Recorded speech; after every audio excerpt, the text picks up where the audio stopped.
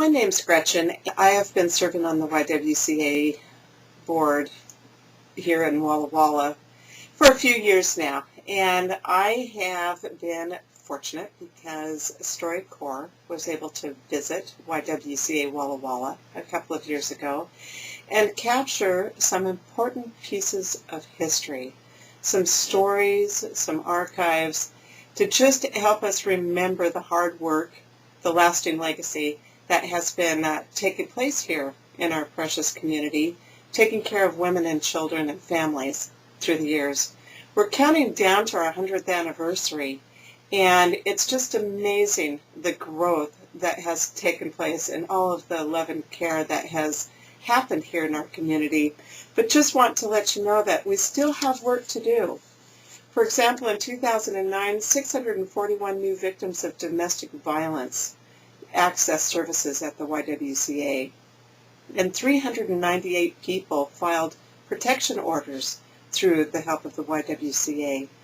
And we also helped 271 women and 192 children, providing safe shelter, which is combined 8,566 bed nights in 2009 alone. So we still have work to do, but many thanks to those who are dedicated, such as When did Anne you Marie start working and at the Felicia. YWCA? I started volunteering in 1992. 92. What did you do? When I first started, I did domestic violence daycare 2 nights a week, and then I got convinced somewhere to take a crisis call to the hospital and on a sexual assault, and so that's began me as a crisis advocate. Do you remember that first call? You remember the details of that first call, the first time you went to the ER? It was a teenager, and she had been abused, and she had a miscarriage, and she decided she was going to OD. And so she was in there by the time, and I just happened to know her since she was a little girl. Oh, man. And I walked in, and I put my hand on her shoulder. She had been on her side, and she turned around, and she says, "No, not you." And I told her, "No, it's okay. I don't think any different of you. If anything, I have more respect for you today than I did a week ago." And she turned and faced me finally, and we talked. And now she's a happily married woman with 4 children and a wonderful husband. So in 1992, when you took that crisis call, what was it like here? Here in the building? In the building. And in the community. I think that, it was when we first started out as domestic violence and sexual assault. I think the awareness and the education was really, really weak back then. It was before we did cross trainings. We were just starting to get a relationship with that hospital that I went to that day. And so everybody was really, I think it was a little bit of a trust, who belonged where, and does this person belong in this room when the doctors are doing this? And, so sorting out like the territory. I think it was at wow. the time. And the education wasn't there.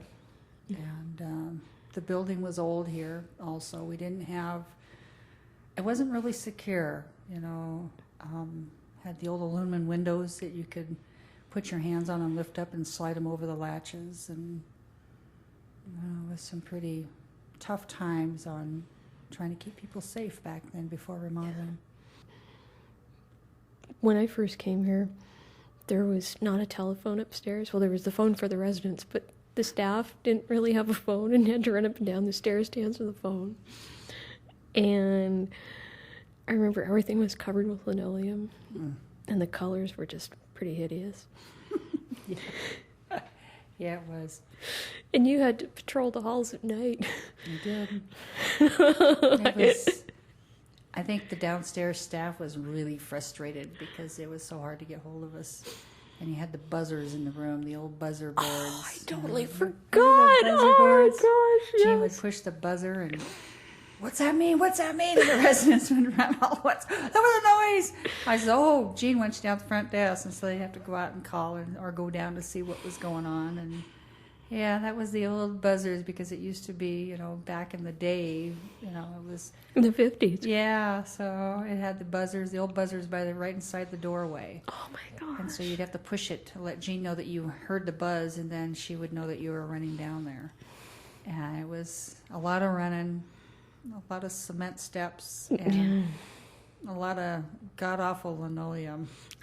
And it was, So when you first started, the staff was really different then. It was like a lot smaller, right? it was very small. We were very skeleton. There was my supervisor, shelter manager, and one other staff upstairs. Wow. And then I was volunteering.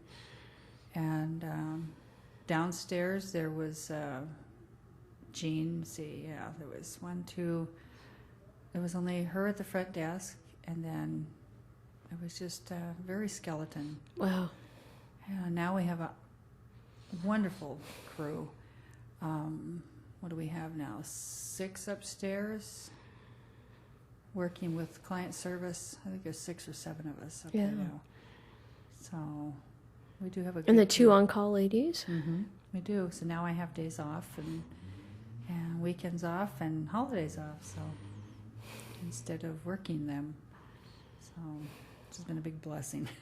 Huge. I'm happy for that.